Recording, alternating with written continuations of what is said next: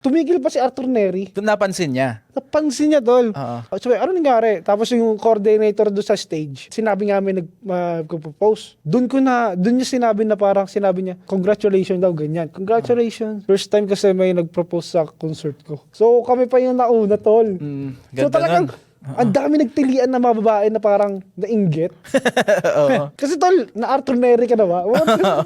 Pagkakanta ni Arthur Neri, parang minamahal kita. Lumod na ako, tol. Tapos nakita ni Jade na parang, iyak siya, tol eh. Yung mukha niya, tol, parang di mapinta eh. Nagsigawan lahat. Yung mga camera nakatutok sa amin eh. Kahit yung sa stage na may camera, yung parang yung TV, nakatutok din sa amin. Lumabas kayo dun sa screen ng Oo, Mist. tol.